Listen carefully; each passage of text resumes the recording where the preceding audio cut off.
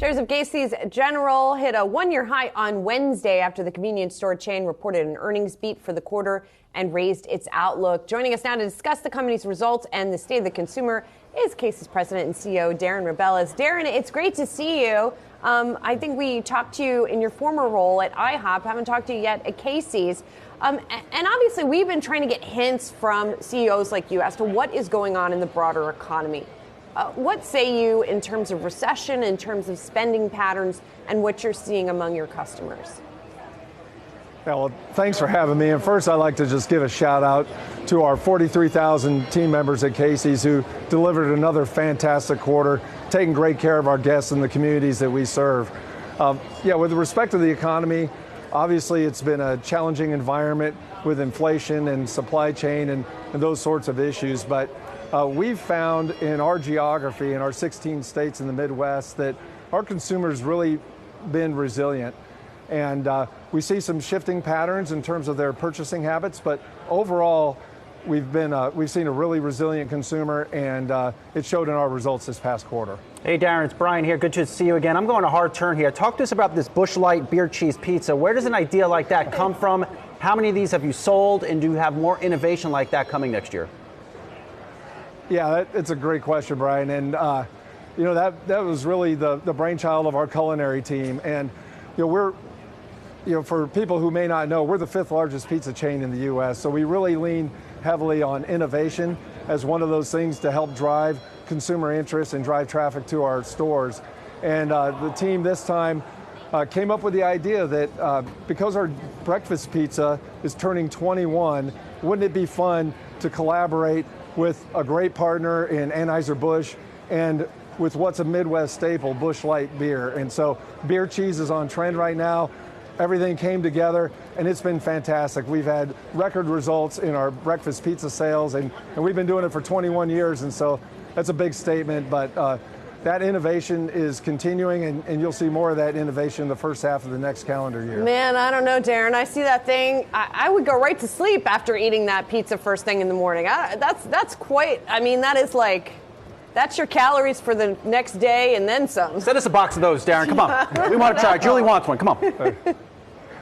Well, it's good for the soul. There you go. Yeah, yes, that needs to be on every single box.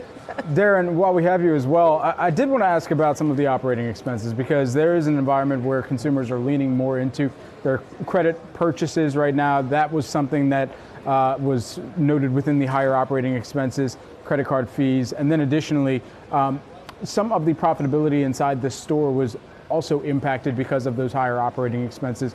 Where are some of those efforts to mitigate those higher operating expenses? Where can you pull those levers within the business? Yeah, that's a great question. And we did see operating expenses increase in the quarter, but what I would say is that it was far less than what we were experiencing from an inflationary standpoint. And really, as we began this fiscal year, our team put a concerted effort around simplifying our store operations and engaging with our team members. Employee expenses are 3/4 of the expenses that we have in our stores. And so we really put an emphasis on trying to improve that team member experience and thus reduce turnover. And as a result, we've seen sequential improvement in our turnover every month this fiscal year, and really resulted in a tremendous reduction in overtime and training expense without impacting the guest experience. And so that's been the single biggest lever that we've pulled. The second thing is we have a phenomenal procurement team that goes out every day and is not only getting reduced costs of goods and reduced operating expense from our supplier partners, but in addition, really mitigating some of those cost increases that are being tried to pass through to us. So overall, between procurement and our team member engagement efforts, we're seeing some really strong performance on the OPEX side of the P&L.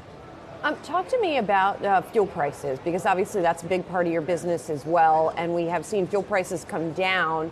On balance, is that a positive or a negative for you guys? Yeah, with fuel prices, it's definitely a positive for us. First, we don't like to see high gas prices any more than the consumer does. It puts a lot of strain on consumer wallets, and we like for those people to come into our store and buy all the great products that we have, including our pizza. But when the fuel prices come down, our credit card fees come down. And To put that in perspective, we spent $60 million last quarter in credit card fees alone. And so anytime that retail price of fuel comes down, the credit card fees come down with it, and that impacts our operating expense in a positive way as well. All right, Darren, I know we've got some excitement about the ultimate beer cheese breakfast pizza, but I just want to try the breakfast burrito sometime because that is like 75% of my diet is burritos. So would love to give that a shot if you send the pizzas as well. Casey's CEO and President Darren Rebelez, thank you so much for joining us this morning.